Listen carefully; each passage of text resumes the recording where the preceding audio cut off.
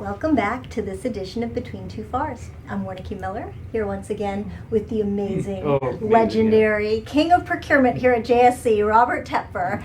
And Bob's going to talk to us today a little bit about the exercise of options. I know that this seems to be a pretty straightforward exercise as outlined in the FAR, very detailed outline in the FAR, but there's more to it than that. Bob, what do we have to be looking at when we're exercising an option on a contract? Okay. A lot of people just see it as something they have a right to do and do it to a contractor. And, you know, the FAR 17207 outlines a list of specific things that have to be in a memo of record. And that's kind of the easy part, following that down. But what you have to go back to is basic contract law. And an option is a continuing offer. And as always the case with regard to offer and acceptance in a meeting of the minds, you have to accept it exactly as written. And a lot of folks think that's, you know, pretty easy to do, but think about it purely as an offer. And when you do that, you realize that if you hang other issues on there like clause changes or ministerial things that you think are of no consequences, it's not the unequivocal acceptance that is a prerequisite to exercising it. So what if my FAR clause has changed? Can I update my FAR clause when I exercise my option? Sure you can, but it better be bilateral, because then you have to have them agree to that. The option is, it speaks to specific things, and clearly it can't have contemplated the changes. Okay, there's even case law with regard to, there's a case called Jets Inc. And if in that case, they purely, went ahead with what they thought was merely went ahead with what they thought was an option exercise that spoke to the law. Is that a good case? Yes. Because you know what?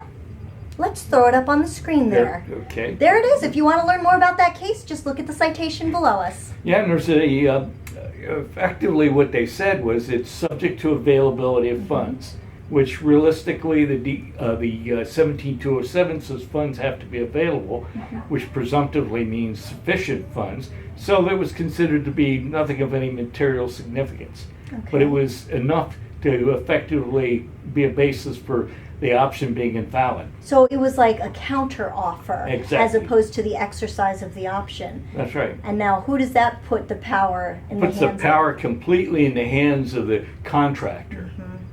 And another case that's very significant, or another instance, is the issue of exercising it pursuant to the clause, like the language, like you have to give 30 days notice, which is frequently the case. I had a case once where the contract officer was on leave, forgot to do it, came back, and 28 days went to exercise it. The contractor had a much better deal than the one we had, and proceeded to say, sure, I'll do the work, but for another $150,000. And the contractor was very much in their rights to do that to us, because it was no longer the option that had been advertised, the option that they had agreed to. It's very important to be timely in the exercise of your options.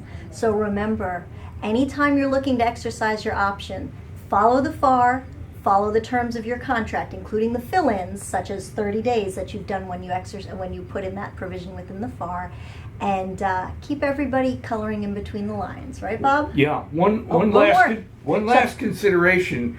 I had this show up in federal court one time. Is the part of the 17207 exercise and options DNF speaks to the fact that performance has to be satisfactory.